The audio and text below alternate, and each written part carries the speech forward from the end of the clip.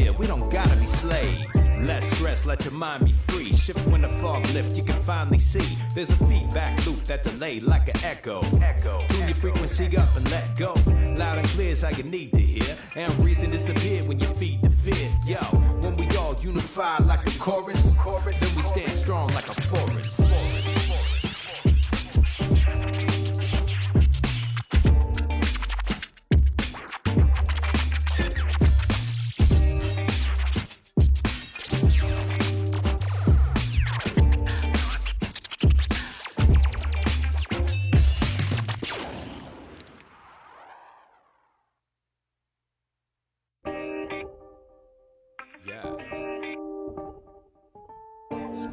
Quarantine spirit, am I right?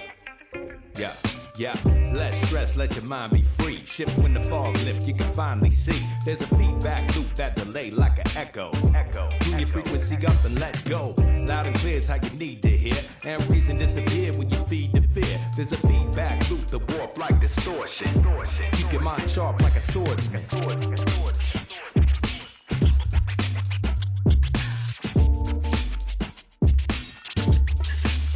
Yeah, fear is the mind killer, the little death, the stress that steal the breath straight out your chest. Make your home feel like prison and transform a pile of wisdom to nihilism. It's the lens everything look dark through in the middle of the night when there's no light to argue. Everything feel kinda cold when your own mind hold you hostage in a blindfold. But you can shapeshift, break out the matrix, hack your feedback loop when it play tricks. The world's gonna look how you feel. Keep your soul in control and the power's real. It's a tightrope, you can't ignore danger, but the more you're scared of it, the more it changes you. Your heart sending messages, transmitting. Tune into the right bandwidth and listen. Less stress, let your mind be free. Shift when the fog lifts, you can finally see. There's a feedback loop that delay like an echo. Tune your frequency up and let go. Loud and clear is how you need to hear. And reason disappears when you feed the fear. There's a feedback loop that walk like a phaser. Keep your mind light like a laser.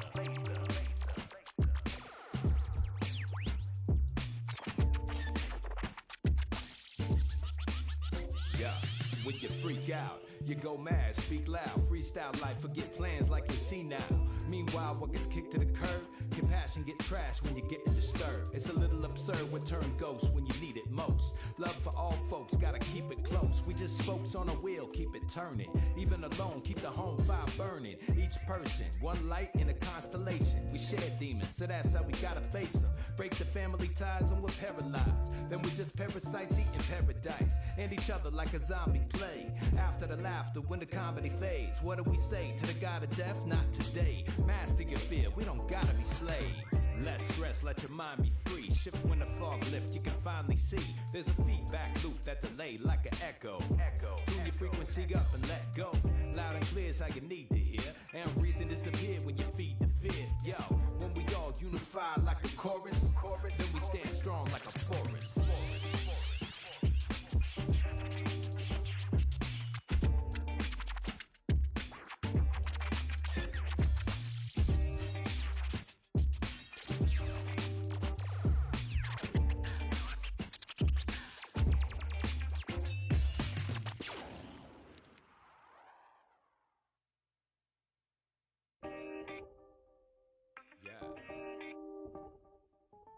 Smell like quarantine spirit, am I right?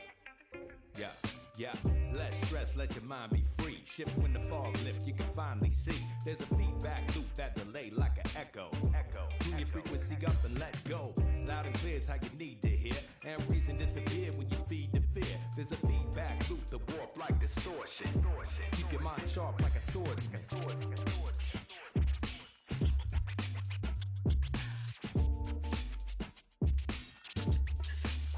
Yeah, fear is the mind killer, the little death, the stress that steal the breath straight out your chest. Make your home feel like prison and transform transform a pile of wisdom to nihilism. It's the lens, everything look dark through in the middle of the night when there's no light to argue. Everything feel kinda cold when your own mind hold you hostage in a blindfold. But you can shapeshift, break out the matrix, hack your feedback loop when it play tricks. The world's gonna look how you feel. Keep your soul in control and the power's real. It's a tightrope, you can't ignore danger, but the more you're scared of it, the more it changes you. Your heart sending messages, transmitting. Tune into the right bandwidth and listen. Less stress, let your mind be free. Shift when the fog lift, you can finally see. There's a feedback loop that delay like an echo. Tune your frequency up and let go. Loud and clear is like you need to hear. And reason disappears when you feed the fear. There's a feedback loop that walk like a phaser. Keep your mind light like a laser.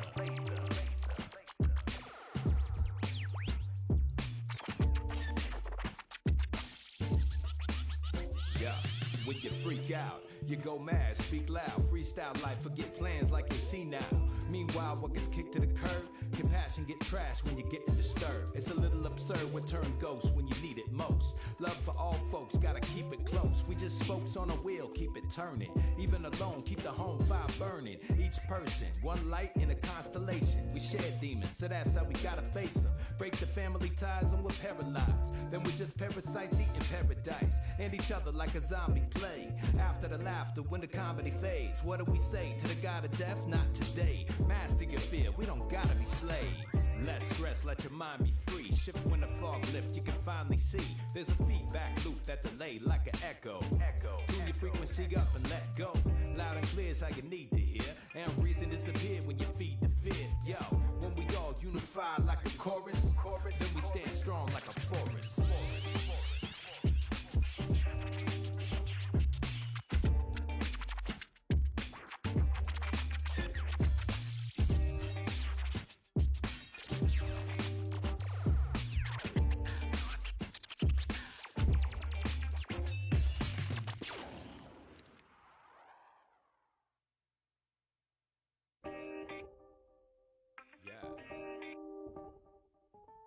Smell like quarantine spirit, am I right?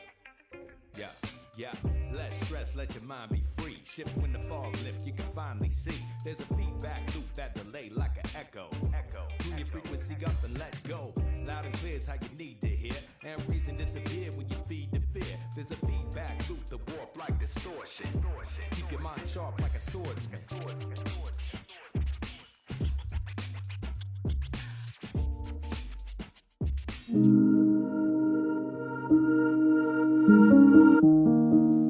It's not supposed to rain here. I was promised constant sunlight by an eastern expectation of better weather. It's not supposed to rain here. When I'm finally going, I'm feeling like I should have felt when life was all together. Rainy Tuesday, pouring blue day. I never knew I missed the sun.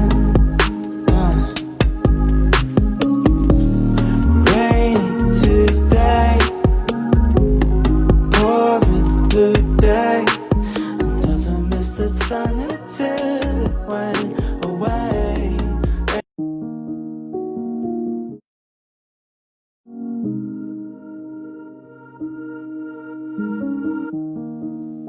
It's not supposed to rain here. I was promised constant sunlight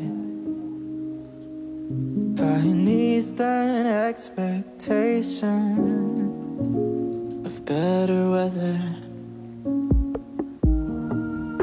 It's not supposed to rain here. And when I'm finally going, I'm feeling like I should have felt when life life was all together. Rainy Tuesday, pouring blue day. Never knew I missed the sun. Rain.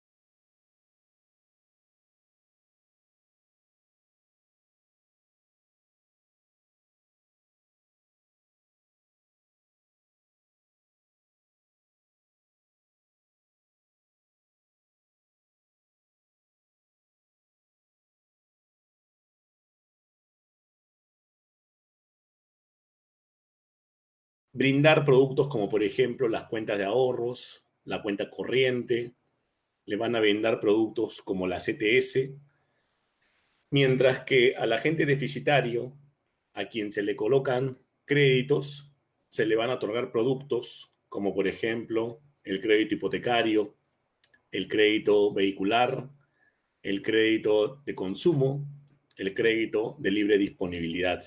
Cada uno de ellos con características distintas, diferenciadas y además con una serie de implicancias que normalmente para un consumidor nuevo va a resultar que va a tener cierto nivel de complejidad.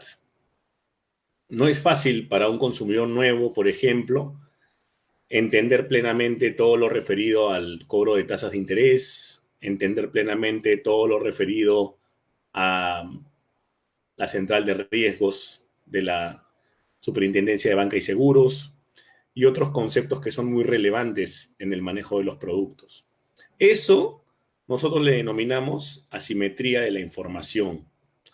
Es cuando una de las dos partes tiene más información que la otra dentro del mercado, produciendo lo que se denomina normalmente una falla de mercado, porque lo ideal es que tanto la oferta como la demanda tengan el mismo nivel de información.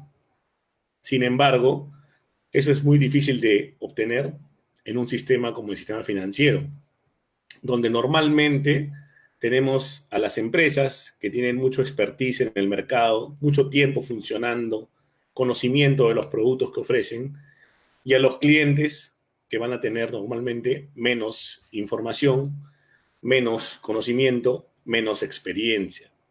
Pónganse a pensar, ¿no? Mientras las empresas tienen, por ejemplo, muchos años otorgando créditos hipotecarios, la gran cantidad de personas que van a ser sus clientes, normalmente, ¿cuántos créditos hipotecarios van a adquirir en su vida? Probablemente no sean muchos. Y entonces, mientras que para el cliente es un momento excepcional en la vida adquirir un crédito hipotecario o, por ejemplo, un crédito vehicular, para la empresa simplemente es algo que es parte de su negocio y que está en un conocimiento total del producto, cosa que el cliente recién va a tratar de adquirir en el camino, ¿no? Ese es un poco el esquema que subyace al sistema financiero. Entonces, lo que la normatividad vigente va a tratar de procurar es que el que tiene más información, que es el sistema financiero, estas empresas en conjunto que dan productos activos y pasivos, activos los créditos, pasivos los depósitos, trasladen la información suficiente, oportuna, la más relevante, con claridad, con sencillez, con total transparencia a esos clientes que tienen dificultades para entender cabalmente los productos que están manejando en el mercado. Esa es una medida que va a contrarrestar la simetría de la información. Se puede decir entonces que por un lado tienes la simetría de la información y por el otro lado tienes la transparencia de la información. Son básicamente el problema y la solución. Entonces, un poco resumiendo la estructura que hemos fijado, tenemos un sistema financiero que opera con clientes que pueden ser superavitarios y deficitarios y donde el principal problema, que es la asimetría de la información, va a ser resuelto a través de la normatividad vigente con diversas obligaciones a las empresas de trasladar información adecuada a los clientes, ¿no? Entonces,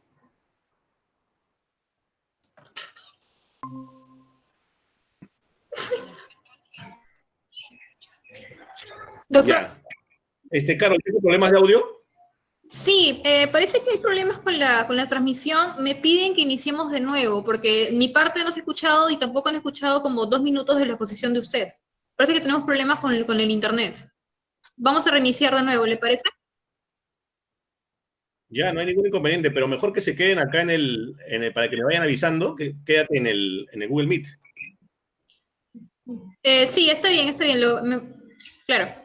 Ya, entonces, a ver, voy a confirmar ahorita con Diego.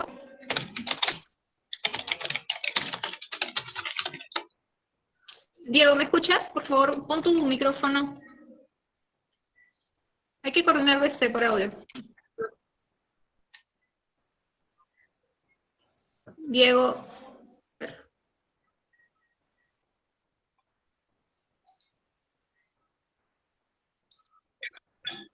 Sí, te Sí, escuchamos. Hay que reiniciar de nuevo. Ujú.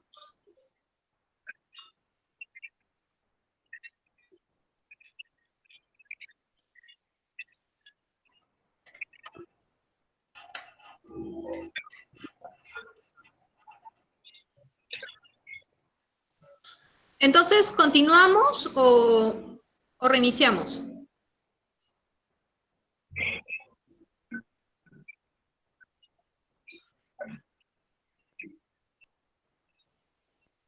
bueno, a ver, voy a ir entonces de frente a lo que más o menos estaba resumiendo, que en verdad es la introducción.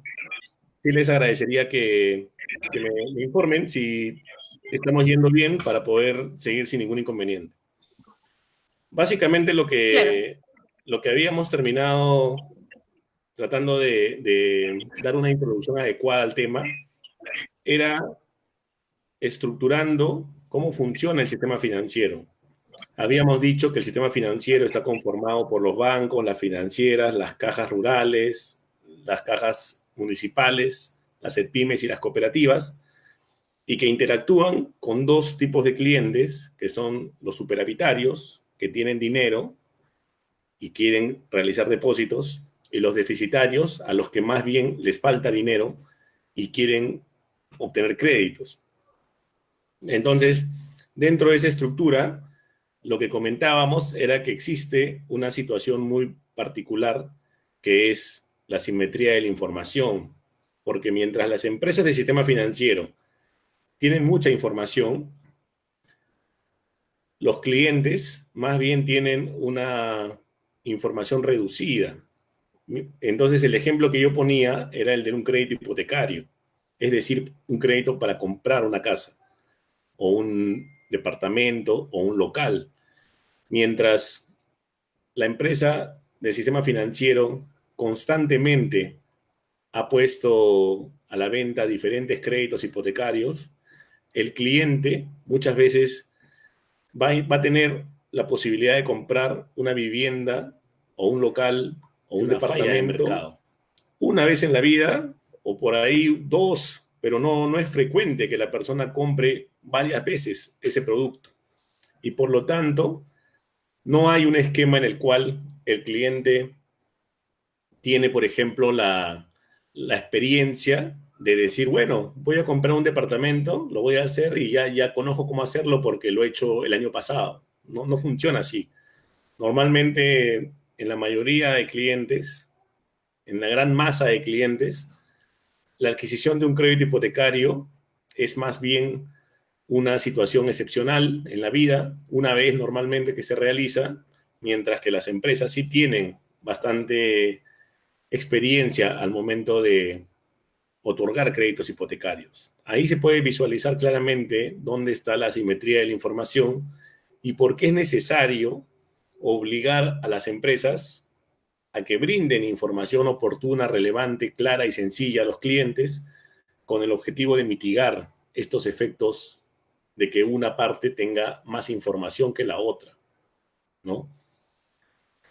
Ese es un poco el esquema base de los productos y servicios financieros y a partir de ahí es donde se van a generar obligaciones y derechos de una y otra parte. Solamente me faltaba aclarar el tema de servicios. Cuando hablamos de servicios, hay que diferenciarlos de productos en la medida que el producto financiero es lo principal dentro de este negocio porque viabiliza las necesidades del superavitario y del deficitario, mientras que el servicio son más que nada enfocados como facilidades para que estos productos ahorro y crédito funcionen adecuadamente en el mercado. Un ejemplo de servicio financiero, por ejemplo, es el giro y la remesa, ¿no? La posibilidad de enviar dinero al exterior o recibirlo del exterior es una facilidad que te dan para manejar adecuadamente un producto que es tu cuenta de ahorros. Entonces, los servicios solamente son facilidades que permiten un mejor desempeño de los productos. Muy bien, esa es la estructura base. Entonces, claramente vamos a ver ahora que la protección que se brinda de acuerdo a la normatividad vigente por parte de la superintendencia va a estar vinculada a procurar mitigar esa asimetría de la información de la que hemos hablado como parte introductoria de esta exposición. Así, por ejemplo, nosotros tenemos un primer problema vinculado a la asimetría. ¿Cuál puede ser? Ese problema puede ser, por ejemplo, a las personas que quieren realizar un depósito van a tener la preocupación, la duda, con relación a si la entidad financiera donde quieren realizar el depósito es lo suficientemente sólida para poder llevarlo a cabo sin ningún inconveniente, ¿no? Ahora se está, por ejemplo, puede haber la preocupación legítima de una persona de decir, oye, ¿puedo realizar este depósito en esta entidad que paga una determinada tasa de interés que me resulta atractiva? ¿Qué pasa si, por ejemplo, esa empresa quiebra? Es una duda totalmente legítima y entonces vamos a tener que, como parte de esta protección que se le brinda a los clientes, existe una institución que cautela a los clientes ante la posible quiebra de las entidades del sistema financiero. ¿Cómo se llama esta entidad? El Fondo de Seguro de Depósito. El Fondo de Seguro de Depósitos es una institución medular en la medida que evita que las personas, ante la quiebra de una entidad, se vean perjudicadas por el hecho de perder su dinero. Imagínate, por ejemplo, que a ti te recomiendan en esta coyuntura que deposites en un banco, una entidad, una caja, una EPYME, etcétera, donde en la EPYME solamente se puede hacer créditos. Una entidad del sistema financiero y se produce una situación de quiebra. En realidad, es muy difícil para un cliente saber qué entidad es más sólida y qué entidad es menos sólida. Eso es parte de la asimetría que estaba mencionando hace unos momentos. Entonces, tenemos una institución como el Fondo de Seguro de Depósito que reduce ese problema de asimetría en la información. ¿Por qué? Porque las entidades van a estar protegidas ante la quiebra por esa institución hasta un monto determinado. O sea, la protección tiene límites. Pero el límite es 100.000 soles y un poquito más. Y ese límite de 100.000 soles en realidad es suficientemente importante para la mayoría de peruanos. ¿Por qué? Porque tienes que tener un depósito mayor a 100.000 soles para que una eventual quiebra te perjudique, ¿no? Y eso que inclusive cuando una persona deposita, supongamos que una persona deposita 100.000 soles y se produce la quiebra, el Fondo de Seguro de Depósito garantiza que esos 100.000 soles sean retornados al depositante. Imaginemos que la persona deposita 120.000 soles. No conocía esta regulación del Fondo de Seguro de Depósito. La diferencia, los 20.000 soles de diferencia, no es que los ha perdido, sino que va a tener que esperar la liquidación de la empresa para ver si es que producto de la venta de los activos, esos 20.000 soles de diferencia pueden ser reintegrados a la persona, ¿no? al cliente. Pero el Fondo de Seguro te garantiza no tener que esperar ello, sino la inmediatez en la recuperación del depósito realizado. Es automático. Inclusive, en la última experiencia que ha habido de este tipo, se ha comprobado que la demora para hacer la entrega del dinero no ha superado las 2 semanas. O sea, ha sido algo muy rápido poder recuperar el dinero por parte de los clientes que tenían depósitos por debajo de 100.000 soles, ¿no? Entonces, vemos claramente que si bien el cliente tiene dificultades para conocer si una empresa es más sólida que otra, la regulación vigente le permite tener una cobertura especial a cargo del Fondo de Seguro de Depósito en caso se presente una quiebra. ¿Está bien? Esa es, por ejemplo, una primera aproximación a los derechos de un consumidor financiero.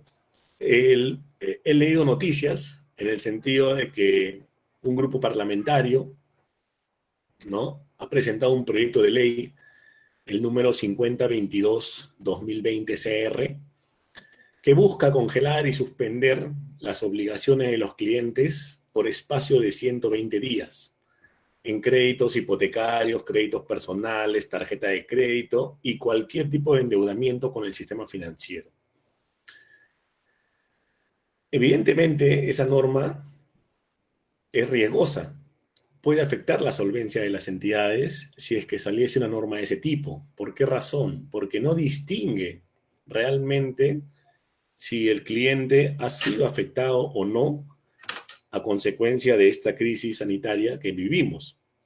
Simplemente lanza la obligación, digamos, de la propuesta de suspender y congelar las deudas independientemente de la situación particular que presente un cliente.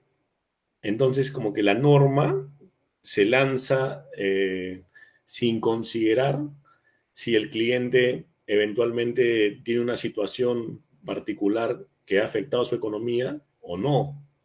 Y entonces genera incentivos inadecuados y han salido algunos representantes institucionales, tanto de la Superintendencia de Banco y Seguros como del Banco Central de Reserva, a indicar que la falta de técnica de esa norma podría perjudicar y financieramente a las empresas y eventualmente hacerlas quebrar.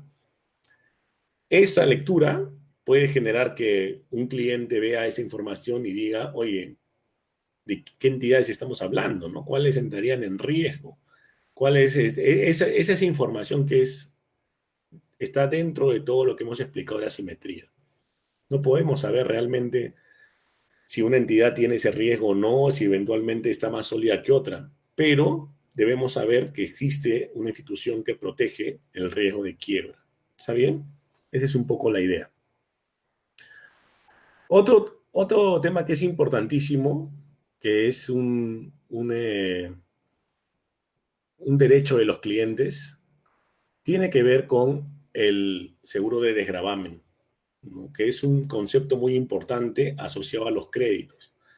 Si una persona toma un crédito, el seguro de desgravamen opera cubriendo el pago de la deuda cuando se presenta una situación de fallecimiento, en algunos casos de fallecimiento o invalidez. Entonces, es un seguro dentro del producto financiero que te va a brindar cobertura en caso se presente un siniestro, como los que he mencionado, fallecimiento o invalidez. Entonces, hoy más que nunca, con esta coyuntura que vivimos, es importante manejar claramente los alcances de un seguro de desgravamen. Entonces, saber que si es que se presenta una situación eventualmente de fallecimiento o invalidez del titular del crédito, este podría ser cubierto a través de ese seguro de desgravamen que cubre todas las cuotas de la deuda que se encuentran impagas a la fecha del momento en que se produce el siniestro. Dos cosas importantes para aclarar este derecho. Una tiene que ver con que van a ser cubiertos aquellos pagos pendientes, aquellas cuotas pendientes que se encuentren al día. No, por eso es importante que la persona, los familiares de una persona que ha sufrido ese siniestro hagan valer su derecho de forma oportuna, porque si se demoran y las cuotas se atrasan, el seguro de desgravamen no va a cubrir cuotas atrasadas. Otro punto importante tiene que ver con el hecho de que la familia lo invoque, porque no opera en automático. no es que viene el seguro de desgravamen y por el hecho de que la persona ha fallecido, va a haber una actividad de parte de la entidad para estar al tanto de cómo, de si han tenido un siniestro sus clientes, para aplicarles el seguro de desgravamen. No funciona así. Son los clientes los que tienen que saber que ese seguro existe, sus alcances, para eventualmente, en caso de presentarse un siniestro, hacerlo valer ante las entidades del sistema financiero a fin de que cubra la parte que todavía no ha sido pagada de la deuda. Ese es el objeto del seguro de desgravamen. Los créditos hoy en día en su mayoría cuentan con ese seguro y puede ser un respaldo importante para las personas que están sufriendo siniestros de salud por esta coyuntura que vivimos. Muy bien. Un tema que es importantísimo, ya un poco más en el plano de los deberes del cliente, tiene que ver con el reembolso de los créditos.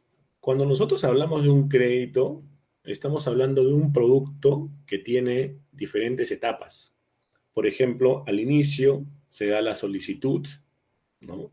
Luego viene una calificación, una evaluación crediticia para ver si la solicitud va a permitir que se le otorgue un crédito a una determinada persona. Luego viene el desembolso, que es el momento en el que se concreta la confianza de la entidad en las personas, les desembolsan el crédito, toma la plata para que la emplees en el mercado, en el producto que tú estás tratando de ofrecer, que estabas buscando que diga. Y luego viene la parte que es de interés de la entidad y también de la persona que ha tomado el crédito, porque tienes que honrar el crédito que has solicitado, tienes que pagarlo, tienes que reembolsarlo. Entonces, son dos conceptos importantes. El desembolso, que te permite acceder al dinero que forma parte del crédito, la confianza que te han dado, de ahí viene la palabra crédito, de credere, y el reembolso, que tiene que ver más bien con la obligación que tiene el cliente de honrar el crédito que ha tomado, de pagarlo al sistema financiero. Esa última etapa viene aparejada de determinadas obligaciones, como por ejemplo, que tienes que hacer el pago de tu deuda, las cuotas, tienes que pagarlas de forma puntual, porque lo contrario, no hacerlo de forma puntual, acarrea un castigo, que es ser reportado en la central de riesgos del sistema financiero.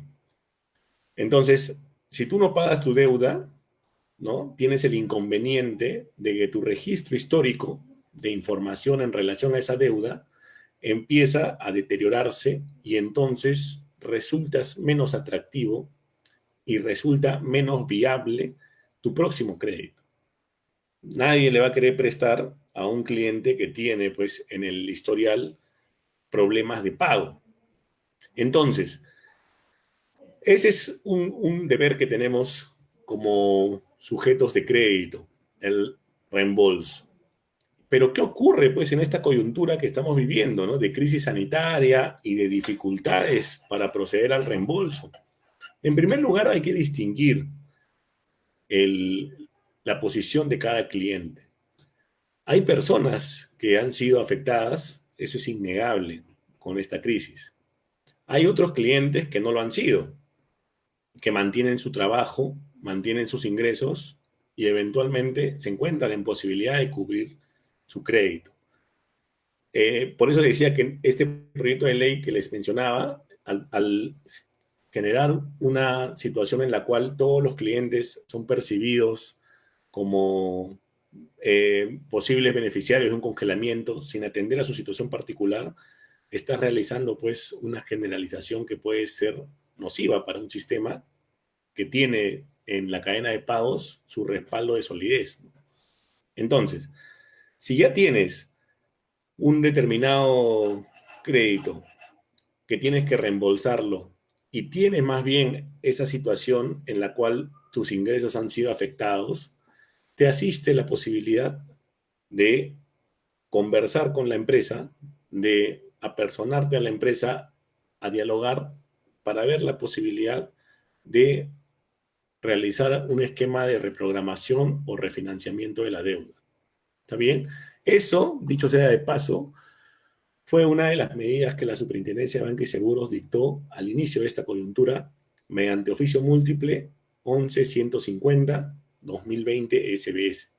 Es decir, está viabilizada la posibilidad de que los clientes puedan solicitar un esquema en el cual se pueda dar una reprogramación o refinanciamiento de la deuda. La diferencia entre reprogramación y refinanciamiento no es una diferencia menor, no son palabras sinónimas. Cada una tiene una serie de características. Por ejemplo, cuando hablamos de reprogramación, estamos hablando de una deuda que se encuentra al día. Al día quiere decir que viene siendo calificada con calificativo normal porque ha venido siendo pagada puntualmente. Entonces, esa deuda que se encuentra normal, el cliente va y busca reprogramarla porque no se ha atrasado, pero toma conocimiento de determinados eventos que le impiden cumplir con ella, ¿no? Es, por ejemplo, imagínense la posición es como, por ejemplo, la posición de una persona bajo la crisis sanitaria, ¿no? Le afecta el trabajo, lo pierde. Entonces, su deuda no está atrasada, pero sabe que le va a ser muy complicado cumplir con la siguiente cuota porque eventualmente hay una situación que se ha presentado de pérdida del trabajo, de reducción de ingresos y dificultades para honrar la deuda. Entonces, ahí hablamos de un esquema de reprogramación según el cual el cliente lo que va a buscar principalmente es que la cuota, por ejemplo, se reduzca, de repente haya una ampliación del plazo, puede haber una ampliación de intereses, pero va a poder manejar ese crédito de otra manera distinta a la que venía haciéndolo porque se ha reducido su capacidad de ingresos. Por su parte, tenemos el refinanciamiento. La principal diferencia es que en el refinanciamiento ya existe un atraso de la deuda. Ya la reacción del cliente ha sido tardía y generalmente ya viene aparejada con un reporte en la central de riesgos que revela que existe un atraso en la deuda. Ya ese cliente no está siendo calificado como normal, sino, por ejemplo, con calificativos que aluden al retraso en el crédito, que son problema potencial, deficiente, dudoso y pérdida, ¿no? Es una reacción tardía del cliente y generalmente lo que va a ocasionar es que mientras el crédito esté vigente, a pesar que haya una modificación para que le asista la posibilidad de ser pagado, igual dentro de lo que es el reporte crediticio se va a manejar todo el resto de la deuda bajo un esquema de calificación negativa, ¿no? Esa es un poco la diferencia con relación a la reprogramación. Esos dos esquemas son los esquemas que puede emplear el cliente para poder manejar su crédito en una coyuntura como el COVID, que definitivamente en muchos casos ha generado dificultades para responder en relación a la deuda, ¿no? Justamente, ¿no? Dentro de lo que es el manejo de deberes y derechos de los clientes, hay un tema que me parece importantísimo. Ahorita no puedo revisar sus preguntas, pero una de las preguntas que constantemente se están presentando en esta coyuntura tiene que ver con si es oportuno este momento, un momento oportuno para comprar. Y tú puedes decir, ¿no? Oye, no, pero ¿de qué estás hablando, no? Si más bien toda esta crisis lo que parece es más bien que te evita la posibilidad de comprar porque afecta tu ingreso económico, ¿no? Pero no, pues así como tenemos personas que han sido afectadas en sus ingresos, hay otras personas que no lo han sido, ¿no? O personas que pueden haber sido afectadas de forma relativa porque tienen un nivel de ahorro significativo, o sea, tenían un ahorro previo. Entonces, esas personas tienen, por ejemplo, un interés distinto que el resto, mientras el resto está buscando preservar el trabajo o como se ha puesto de moda esta palabra reinventarse, estas personas lo que tienen es más bien, ven en el mercado algunas oportunidades, porque por ejemplo, esa casa que querían comprar, de repente ya no se ha vuelto inalcanzable, de repente el dueño de esa casa, que sí está sufriendo la crisis, tiene la necesidad de venderla para tener liquidez y eventualmente la puede estar vendiendo a un bajo precio, ¿no? Entonces, ahí se presenta para muchas personas una oportunidad. Oye, ¿sabes qué? De repente me parece que en esta coyuntura voy a conseguir precios más baratos de vehículos o voy a conseguir precios más baratos de viviendas, de locales, etcétera. Eso es posible. Efectivamente, la necesidad de algunos puede estar llevando a que algunos bienes en el mercado estén bajando de precio. Eso sí es posible. El tema está en que si es que una persona lo compra, por ejemplo, mediante el crédito, va a tener de todas maneras que comparar cómo están las tasas en el sistema financiero, ¿no? Porque existe una variación en las mismas a raíz de esta coyuntura. Como ya mencionaba cuando hablaba del proyecto de ley que está auspiciando este esquema de congelamiento y suspensión por 120 días de los créditos, este tipo de normas podrían afectar la cadena de pagos y eventualmente lo que va a ocurrir es que algunas empresas podrían no necesariamente como reacción bajar sus intereses, sino más bien subirlos. Puede haber esa situación, o sea, puede haber una situación dentro del mercado que haga que las empresas reaccionen moviendo sus tasas de interés. Entonces, a la pregunta de si esta coyuntura es oportuna para comprar, yo diría que no solamente mires el precio del bien que quieres adquirir, sino también cuál es el nivel de la tasa de interés que viabilizaría esa adquisición. Para ello, tienes que revisar antes de hacer la transacción, antes de buscar el crédito para adquirir ese bien, para hacer esa inversión, tienes que buscar dentro de la página web de la SBS una opción que se denomina Compara rendimiento de créditos y depósitos, ¿ya? Que te va a permitir acceder a una opción donde tú puedes encontrar cuál es el costo de los créditos, sea hipotecario, sea de consumo, sea de tarjeta, al momento en el que vas a tomarlos. Está actualizado al mismo día en que tú haces la búsqueda. Yo en el enlace de esta presentación voy a compartir el acceso directo a ese comparador, porque hoy más que nunca se vuelve importante que podamos comparar antes de tomar un producto, tener a la mano la información adecuada, porque esta crisis sanitaria desata algunos movimientos en las tasas de interés de la oferta. Y tú vas a tener que estar muy al tanto de eso para poder tomar el crédito que más te convenga en el momento en que lo lleves a cabo. ¿Está bien? Finalmente, ya para eventualmente responder algunas preguntas y acabar en el tiempo que hemos acordado, existe una regulación que viabiliza todo lo que tiene que ver con productos digitales dentro de este mercado en el que estamos, que es una tendencia totalmente acorde con la nueva tecnología que tenemos siempre disponible y que en esta coyuntura tan dura que tenemos es importante en la medida que evita la aglomeración de personas y evita digamos, la necesidad de que uno tenga que apersonarse a una entidad para poder hacer una transacción. Esto lo que se denomina es banca digital y lo que tiene, por ejemplo, como una de las características principales es todo lo referido a la posibilidad de contratar mediante la aceptación del cliente.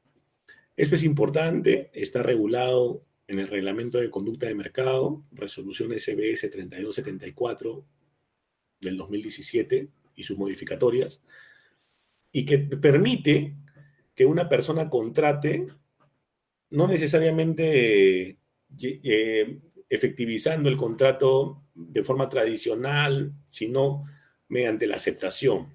O sea que la entidad ofrece un producto, existen mecanismos para que el cliente acepte ese producto y entonces se produzca el contrato. Eso, por ejemplo, es una ventaja que se nos presenta como buena en esta coyuntura que vivimos. Y es la razón por la cual ustedes van a encontrar diferentes empresas que ofrecen, por ejemplo, la apertura de cuentas en el mercado simplemente por medios virtuales. Esa es un poco la base, ¿no? Poder manejar productos con la aceptación mediante. Otra facilidad que tenemos tiene que ver con las aplicaciones, las APP de los bancos, que permiten, por ejemplo, realizar la oferta de productos mediante la posibilidad de pagarlos a través de estas apps. Estamos hablando de Yape, Tunki, Luquita y Plin, que son aplicaciones que permiten el pago sin que se tenga que dar, por ejemplo, el uso de efectivo o el uso incluso de una tarjeta de débito o crédito.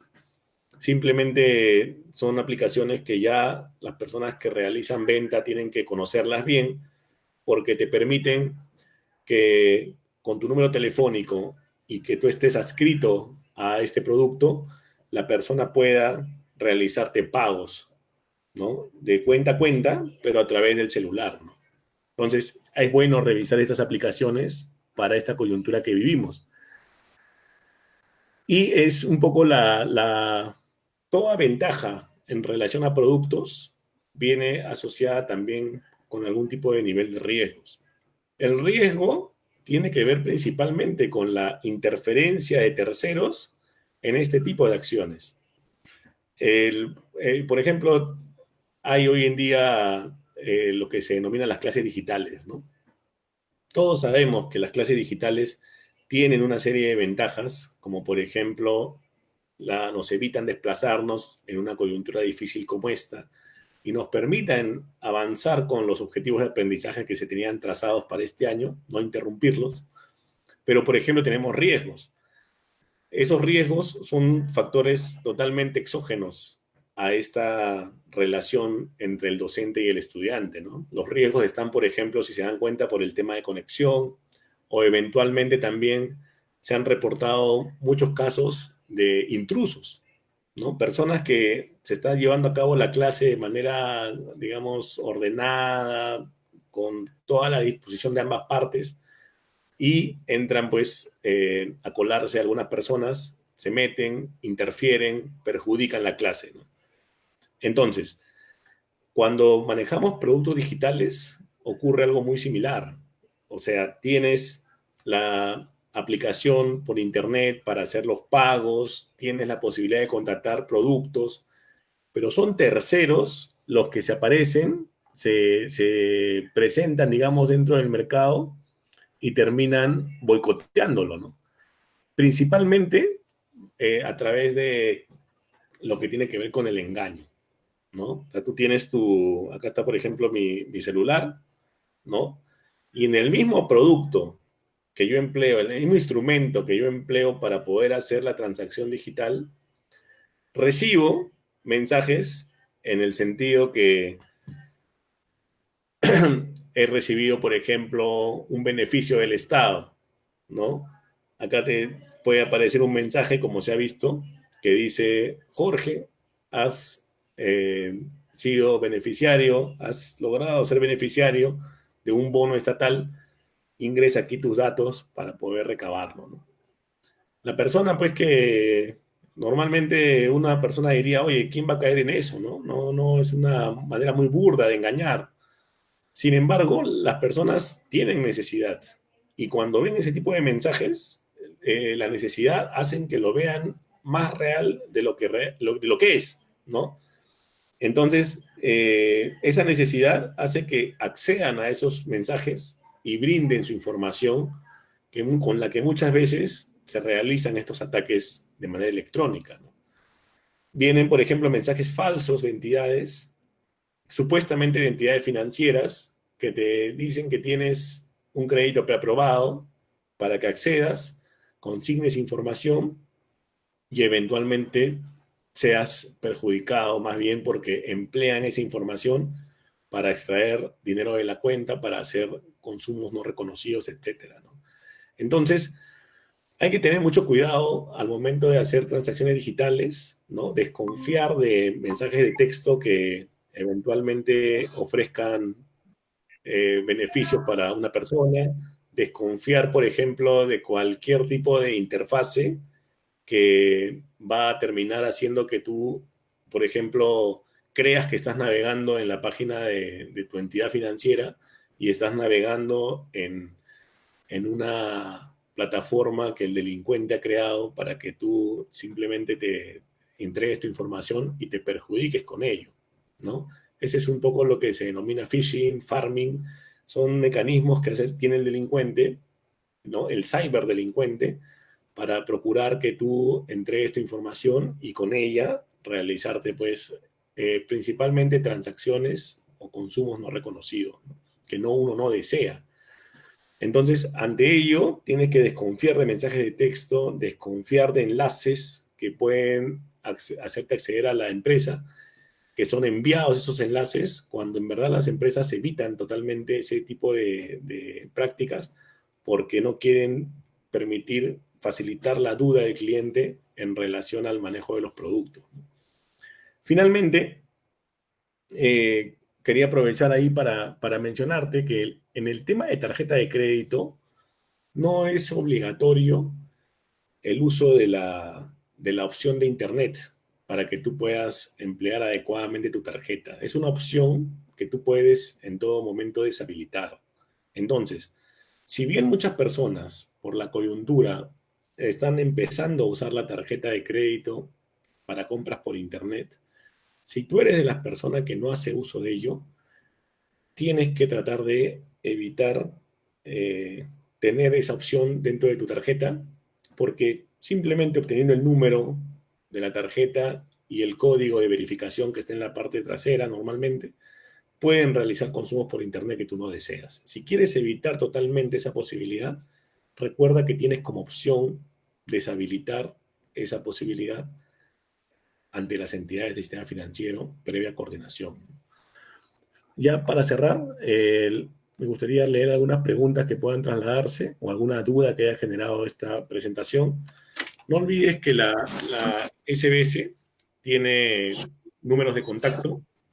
Uno es el 0800 10840, donde te van a atender de 8:45 a 5 de la tarde. Y también tenemos, ¿no?, un buzón de consultas que está en la página web www.sbs.gov.pe/usuarios/consultas. Y finalmente, para estas dificultades que se presentan hoy en día, trasladarte de un lugar a otro, también existe, para lo que tiene que ver con entrega de documentos, una mesa de partes virtual, ¿no?, cuyo correo es mesadepartesvirtuales@sbs.gov.pe.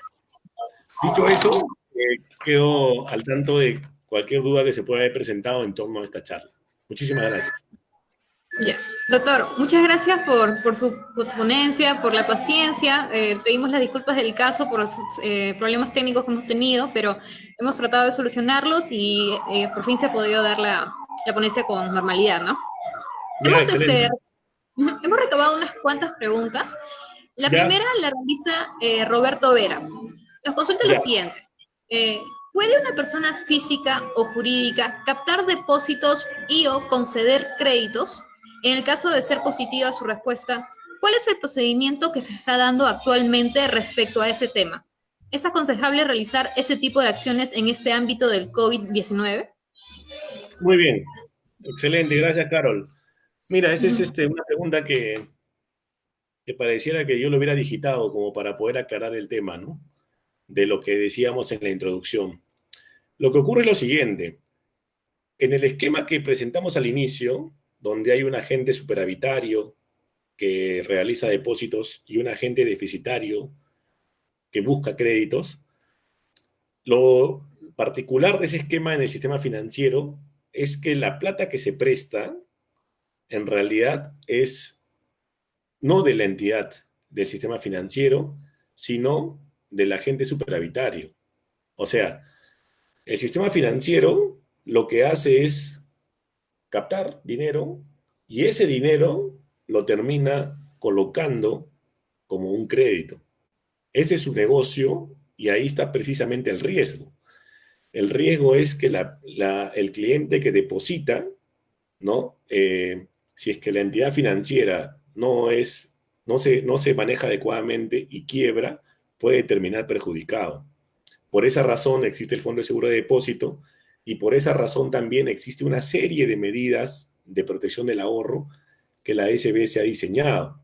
Una de ellas tiene que ver, por ejemplo, con todo lo que es la obligación de que las empresas, al momento de prestar, también manejen un esquema de responsabilidad de este dinero, ¿no? Haciendo que antes de prestar realicen una evaluación crediticia, elijan adecuadamente a su contraparte, porque si eligen a muchos clientes malos, quiebran y perjudican al ahorrista. En la pregunta que hacía su compañero, el señor Roberto, me dijiste, ¿no? Si una persona presta, ¿no? En realidad, esa persona no se está comportando como una empresa del sistema financiero porque no está prestando dinero de terceros, ¿no? No está prestando el dinero del ahorrista a una persona que quiere un crédito. Lo que normalmente ocurre cuando una persona presta es que lo hace con peculio propio, ¿no? Y entran a un negocio en el cual salen al mercado, ¿no? Por ejemplo, yo quiero hacer un emprendimiento. Bueno, me voy a volver prestamista, ¿no? Entonces, mañana pongo una publicidad y te digo, ¿sabes qué? A partir de ahora yo presto, ¿no? Ven, deposítame, yo te voy a cobrar una tasa de interés para que me devuelvas y en eso va a consistir mi negocio, ¿no? En la tasa de interés que voy a dar. Yo te diría que ese negocio no es ilegal, porque lo ilegal sería que yo capte de terceros y lo coloque en forma de créditos. Eso es totalmente ilegal. Artículo 11 de la ley 26702. Si presto de mi peculio, no caigo en esa ilegalidad. Sin embargo, sí hay que mencionar que ese es un negocio cuyo expertise manejan principalmente las entidades del sistema financiero.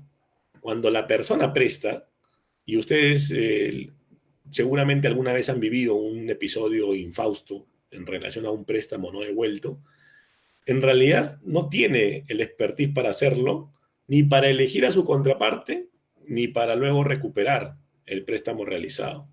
A todos nos ha pasado que alguna vez hemos confiado en alguien, le hemos prestado dinero y no nos ha devuelto. Se genera un malestar, se rompen relaciones amicales, se rompen relaciones sociales, porque simplemente no tenemos el expertise y la estructura que requiere el negocio para poder recuperar oportunamente la plata, ¿no? Entonces, yo diría que la persona que quiere entrar al negocio de realizar préstamos tenga muy presente que existen muchísimos riesgos, que existe incluso la posibilidad de que una persona preste y al no tener el conocimiento adecuado no logre la recuperación, ¿no? Inclusive cuando alguien me dice, oye, es recomendable prestar plata, yo le suelo contestar que, oye, tú no eres entidad financiera, ¿no? Tú no eres banco, ten cuidado con eso, porque normalmente existen muchas personas que nos generan la confianza, pero que luego no tienen la responsabilidad suficiente para honrar sus créditos. Ahora, desde el punto de vista de la persona que quiere ahorrar en un negocio que sea, por ejemplo, se podría decir informal, de que quiere generar algún tipo de captación, ahí la recomendación sería de que tengan cuidado con las pirámides, ¿no? Estos negocios bajo un esquema que se denomina el esquema Ponzi, que lo que hacen es buscar que tú deposites, ofrecerte altos intereses. Entonces tú dices, oye, esto es mejor que el sistema financiero, ¿no? El sistema financiero me está pagando de interés máximo 6% y acá este señor me paga 20%. Claro, te paga 20% para que tú trates de traer más plata, ¿no? Y cuando te paga, en verdad, te paga con el dinero de otros depositantes, ¿no? Y al final, cuando ya logró reunir un número determinado de incautos, se puede decir, termina yéndose del mercado y dejando a todos en ascuas, ¿no? Entonces hay que tener cuidado con las pirámides. que a consecuencia de la ley 31017, que es la ley que permite la entrega del 25% de los fondos de AFP, están ahorita proliferando nuevamente, ¿no? Y buscando personas que realicen depósitos con el objeto de estafarlas mediante este esquema de pirámide. Si alguien quiere por ahí investigar un poquito en relación a las pirámides, le invito a que lea el caso del Centro Latinoamericano de Asesoría Empresarial, CLAE, que en los años 90 significó una de las pirámides más grandes que han habido en nuestro país y que perjudicó a muchos peruanos en la creencia de que existen entidades que manejan un esquema de intereses más alto de lo normal, ¿no? Bueno, agradecemos su respuesta, doctor. Tenemos otra pregunta de parte de Edgar Cayagua. Nos hace la siguiente consulta. ¿Cuáles son las sanciones que recibe una persona que reacciona tardíamente en el retraso de pago? ¿Y qué opciones tiene para limpiar su arraigo crediticio? Muy bien. Gracias, Edgar. Él es mi alumno. Sí, en el tema del manejo de créditos, las sanciones cuando una persona no cumple, principalmente tienen que ver con, uno, el historial crediticio, que es afectado, que es perjudicado, que se puede decir se mancha, y que nos va a impedir que diga acceder a otro tipo de créditos. Por ejemplo, existen dos espacios donde se maneja el historial crediticio. El espacio público, que es el que maneja la SBS, y donde aparecen todas nuestras deudas con el sistema financiero únicamente. Y el espacio privado, que lo manejan las CEPIRS, ¿no? Que no son otra cosa que centrales privadas de riesgos. Habrán escuchado ustedes de las CEPIRS cuando hablan de Infocorp, que ahora se llama Equifax, hablan de Exchange, hablan de Sentinel, etc., ¿no? Ese tipo de empresas también manejan esquemas privados de manejo de información y donde consignan las deudas que hemos tenido en el sistema financiero. Entonces, el de la SBS normalmente, principalmente se usa dentro de lo que es el sistema financiero. Todas las empresas del sistema financiero que quieren darnos un crédito van a evaluar cómo estamos en la central de riesgos, ¿no? En cambio, en el esquema privado, esa información se acompaña de otras informaciones que estas centrales manejan, ¿no? Por ejemplo, aparecen ahí también tu deuda de teléfono, tu deuda de internet, tu deuda de luz, todo lo que es servicios públicos. Aparece, por ejemplo, en esa deuda, en ese registro, todas las empresas que han hecho convenio con estas centrales de riesgo privadas reportan la información. Tenemos, por ejemplo, información de si tú compras un perfume en Unique. Recuerdo que tenía un convenio con una de las CEPIRS y aparecía, si había un atraso en el pago de tu obligación, aparecía reportado. En algún momento ha existido eso. Y entonces ahí aparece mucha más información. Pero este registro privado es recurrido por muchas personas. Muchas personas buscan las CEPIRS, muchas personas buscan a Equifax, buscan a Sentinel, etcétera, para poder elegir bien con quién contratan, ¿no? Por ejemplo, alguien te quiere alquilar un departamento. Entonces, esa persona que alquila un departamento sabe que la normatividad vigente de todo lo que tiene que ver con temas civiles es un poco desordenada. Entonces, increíblemente, a veces se vuelve muy complicado sacar a una persona que no paga de un departamento. No es tan sencillo. Hay unos procedimientos que buscan ser un poco más céleres, pero que siempre presentan ciertas debilidades cuando quieres ejecutarlos. Entonces, tú sabes que cuando le alquilas a alguien, una contingencia puede ser que no solamente no te pague, sino que después no lo puedas sacar. Entonces, conocedores de eso, los arrendadores, lo que hacen es acceder a estas centrales de riesgo privadas para evaluar al máximo detalle a esa persona que te quiere alquilar. Y si lo ves que no le ha pagado a un banco, a una financiera, a una caja, entonces un poco vas a preguntarte, si no le ha pagado a ellos, que tienen un expertise en cobranzas, ¿qué me garantiza que me pague a mí? ¿No? ¿Qué tipo de voluntad al momento de responder por los créditos tiene esta persona, ¿no? Entonces mejor no le presto, ¿no? Entonces ese es el principal castigo que hay dentro de lo que es un manejo inadecuado de los créditos. Básicamente que la falta de pago oportuna, puntual de los mismos, va a terminar implicando una posibilidad de no acceder al mercado, no solamente financiero, sino en diferentes niveles. Cuando quieras contratar, esa información va a resultar perjudicial para tus intereses de contratar. Va a ahuyentar a la posibilidad de que personas confíen en ti. Entonces, lo ideal es mantenerla adecuadamente en orden, puntual y etcétera, ¿no? Lo segundo tiene que ver ya con los procedimientos de cobranza, ¿no? En los cuales la entidad no se va a quedar normalmente de brazos cruzados, sino que lo que va a hacer es iniciar acciones legales para poder recuperar el monto de la creencia, ¿no? Para lo cual, si por ejemplo hubieran garantías prestadas en el marco del crédito, van a ejecutar dichas garantías para poder recuperar el dinero prestado, ¿no? Tenemos otra pregunta de parte de Guillermo Seminario. Él nos dice lo siguiente. Doctor, ¿qué criterios toma en cuenta una entidad crediticia para aprobar una reprogramación?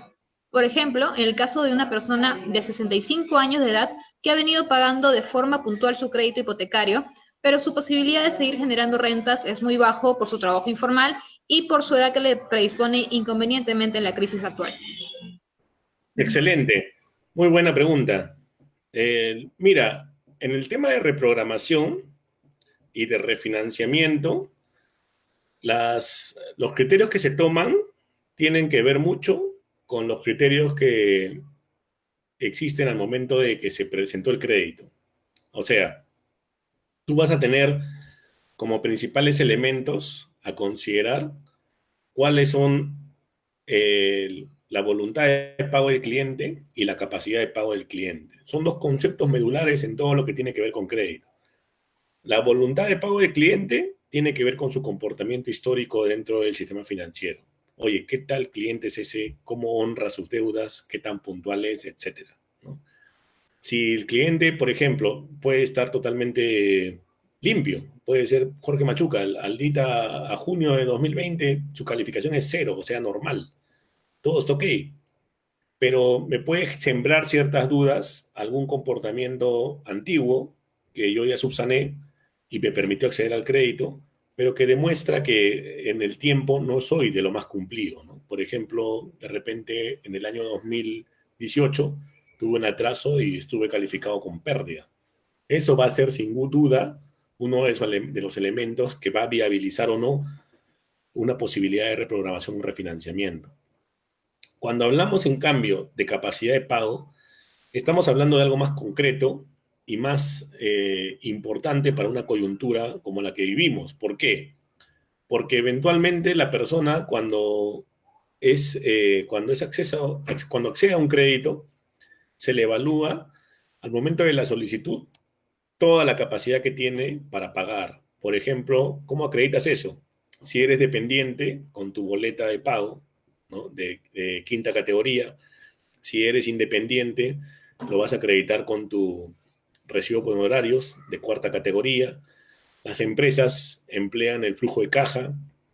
Tienes también como capacidad de pago depósitos que puedes tener en el mercado. Puedes tener, por ejemplo, también como capacidad de pago bienes, una propiedad inmueble, una propiedad mueble, un vehículo. Todo ello conforma tu capacidad de pago. Entonces, al momento en que se genera un refinanciamiento o una reprogramación, obviamente lo que se va a buscar es ver la viabilidad del pago que puede realizar ese cliente, ¿no? Entonces, normalmente eso, para ello, lo que se ve, por ejemplo, es cuál es la situación que está afectándolo y si eventualmente esa situación va a poder ser manejada a futuro, ¿no? Nosotros sabemos, por ejemplo, que la situación que vivimos del COVID es una situación muy difícil que ha afectado directamente a determinados negocios, ¿no?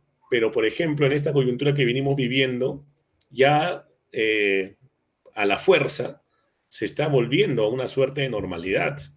Ya vemos noticias en el sentido de que a partir de mañana van a abrir centros comerciales, ya hay negocios grandes que están trabajando a puerta cerrada, ya hay empresas que están teniendo a su favor el delivery, etcétera.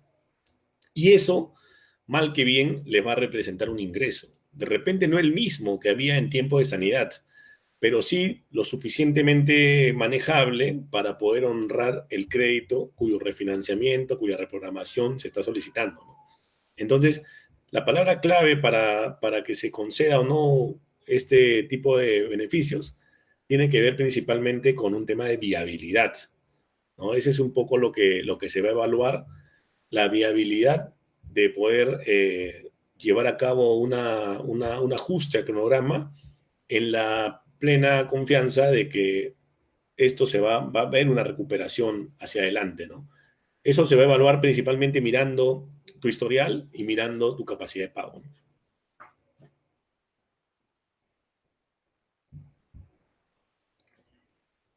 Doctor, tenemos otra pregunta, esta vez es de parte de Amy Tello Rojas, y nos consulta lo siguiente.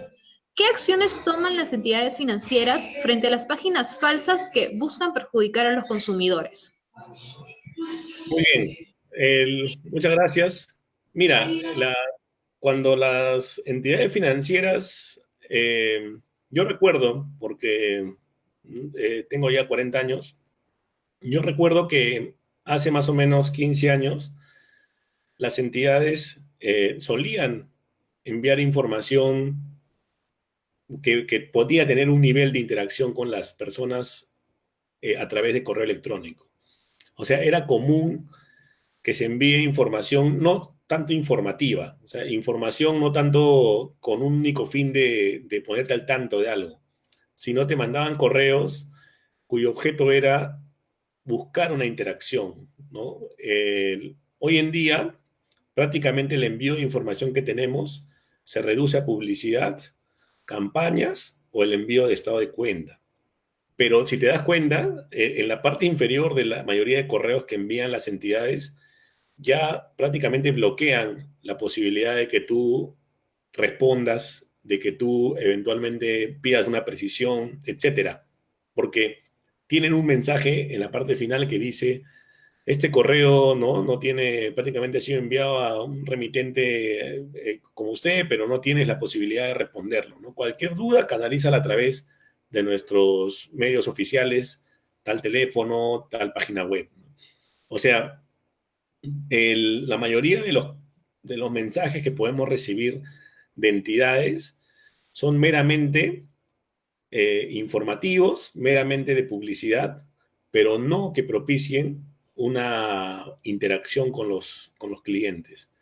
Entonces, eso lo han hecho claramente con el objetivo de diferenciarse de aquellas personas que incurren en ciberdelincuencia, ¿no? Que lo que buscan más bien es crear en el cliente una percepción de que está interactuando con el banco, con la entidad financiera, cuando en verdad está simplemente tratando de buscar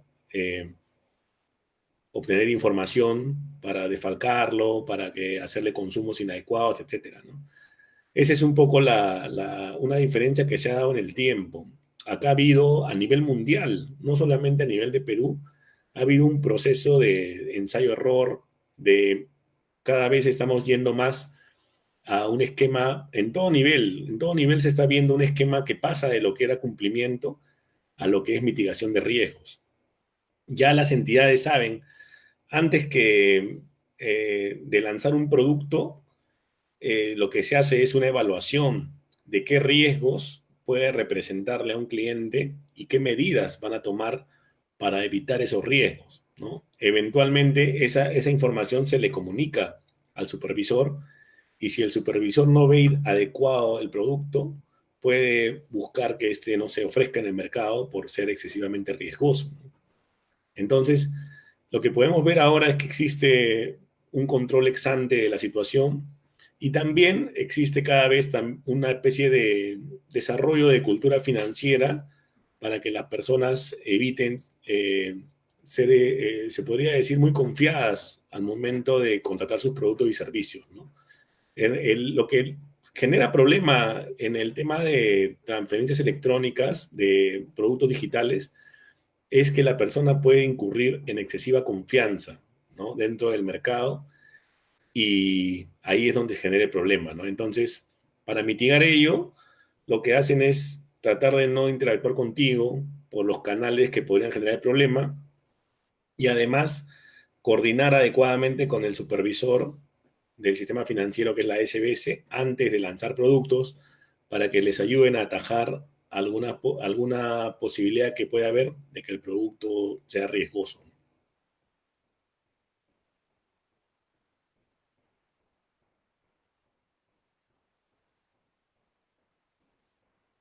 Activa el micro. Ya, doctor, tenemos otra pregunta de parte de Jorge Luis Vázquez Solano. Él dice lo Ya. siguiente. Respecto del proyecto de ley que pretende congelar pago de deudas, la SBS indicó que de aprobarse se pone en riesgo la estabilidad del sistema financiero, debido a que las entidades financieras no recibirían ingresos por un número de meses. Pero, ¿qué entidad velaría por los intereses de los clientes con deudas, ya que debido al COVID-19 los mismos no pueden a la fecha cumplir con sus pagos y se verían afectados en caer en la central de riesgo por incumplir con los mismos? Y más adelante no podrán acceder a préstamos bancarios para volver a surgir sus empresas después de pasada la pandemia. ¿Quién velaría por estos deudores? Muy bien. Excelente. Vamos a poner para responder este tema, primero vamos a contestar poniendo el ejemplo de los colegios, ¿ya? Contestamos con este ejemplo de los colegios y de ahí lo medio que extrapolamos con el tema del sistema financiero. ¿Qué pasa con los colegios? Los colegios, evidentemente, tienen de por medio un esquema de negocio, ¿no? En el cual los padres de familia pagan una pensión para que sus hijos se eduquen, ¿no? Entonces, el COVID es un evento muy infausto, ¿no? Que inclusive, como he analizado con algunos estudiantes, en él confluyen los tres elementos que la teoría habla para hablar de una situación de caso fortuito o fuerza mayor, ¿no? El COVID es igual de extraordinario como de imprevisible y como de irresistible. Y entonces, efectivamente, esos padres de familia, que vamos a suponer en mi ejemplo que son 1000, han visto perjudicados sus ingresos para pagar las pensiones.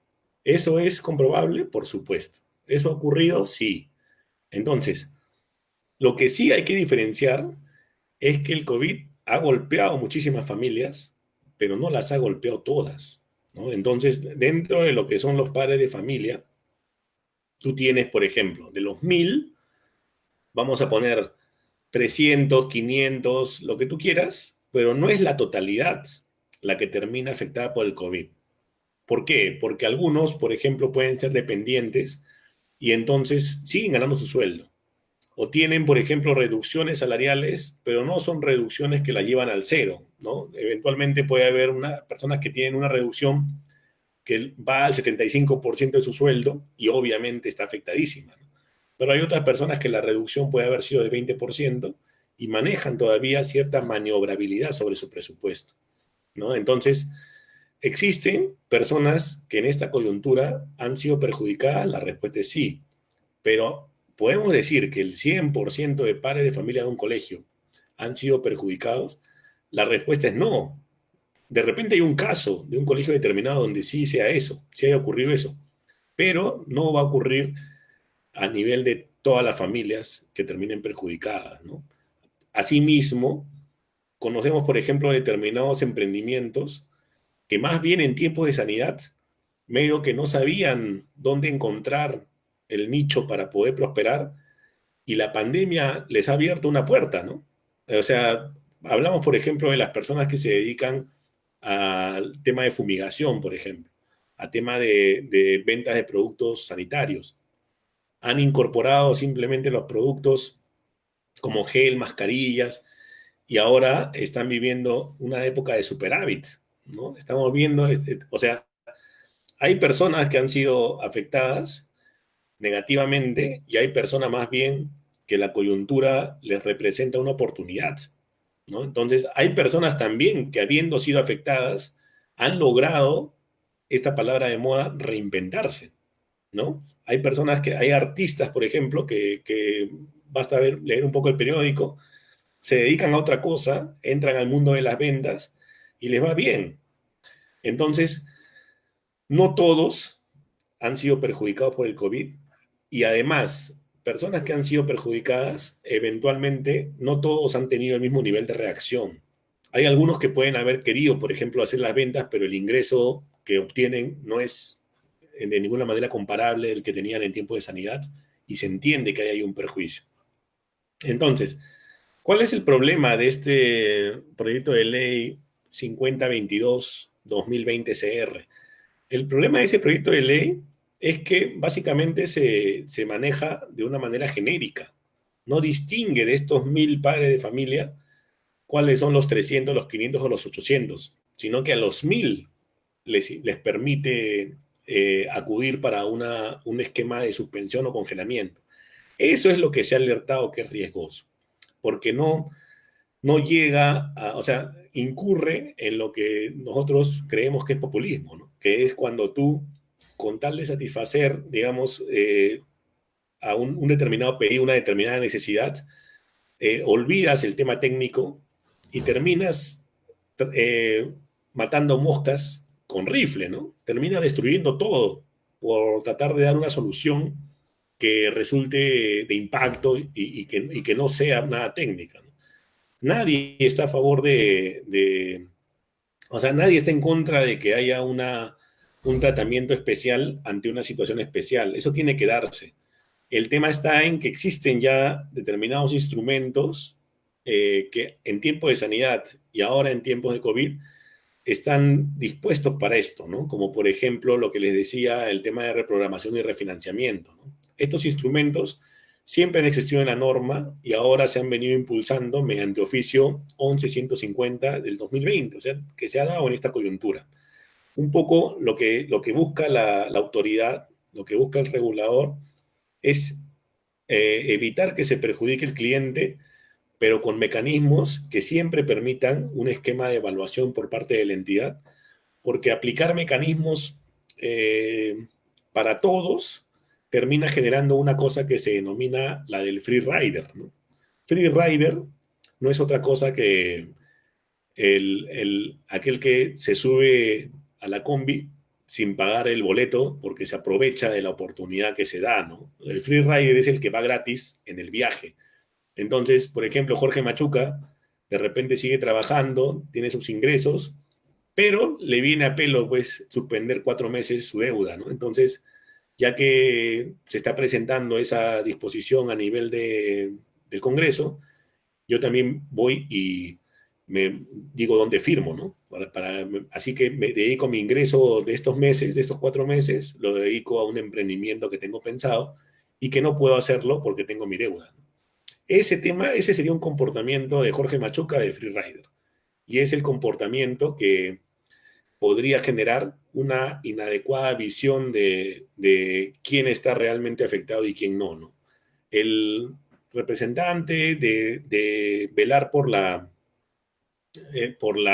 situación de los consumidores es compartido, ¿no? Tiene la SBS, que protege el ahorro de los clientes, de los consumidores, y el Indecopi, que lo que va a buscar es preservar la idoneidad de los productos, ¿no? Entonces, ambos están trabajando en estos temas para que los clientes tengan las mejores salidas del caso, ¿no?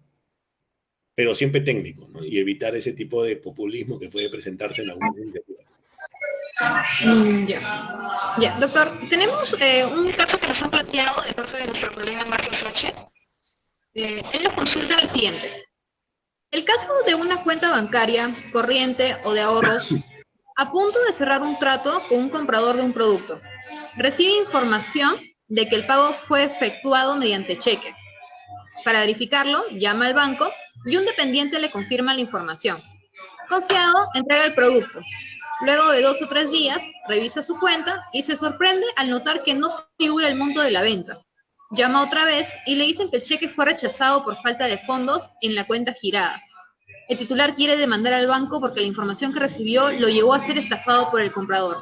Según la ley, ¿el banco sería responsable? Muchas gracias, Carol.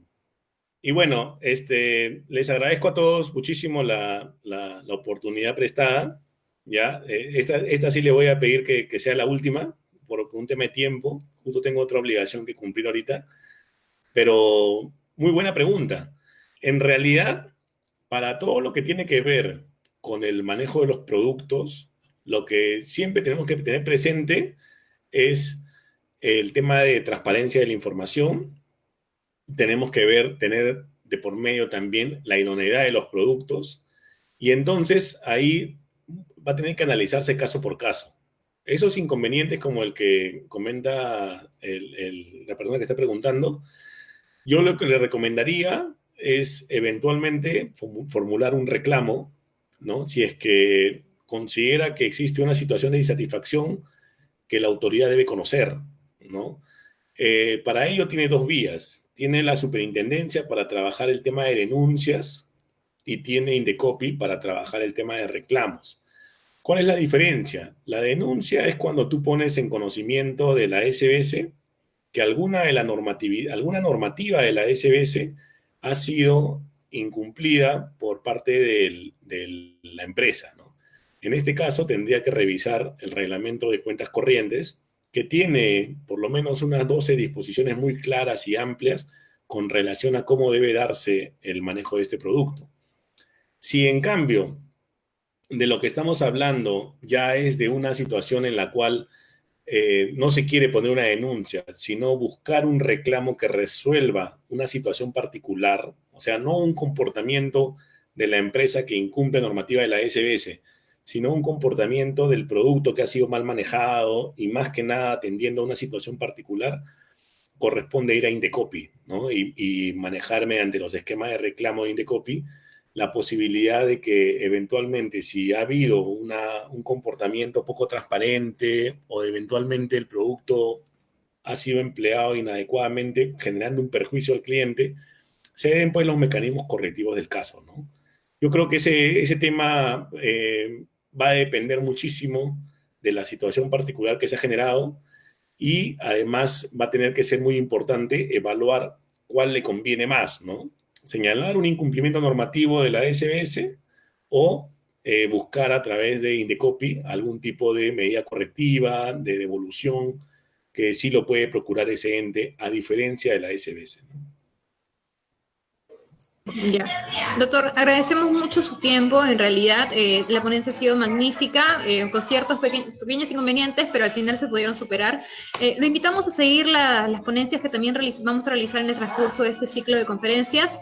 Y bueno, esperamos volverlo a tener en otra oportunidad. Esto ha sido el Círculo de Investigación Jurídica. Mi nombre es Carol Núñez y muchas gracias por la presentación. Eso sería todo. Con todos. Muchas gracias, Sergio y Carol. Hasta otra oportunidad. Hasta pronto, doctor. Buenas Hasta noches. luego. Cuídese, buenas noches.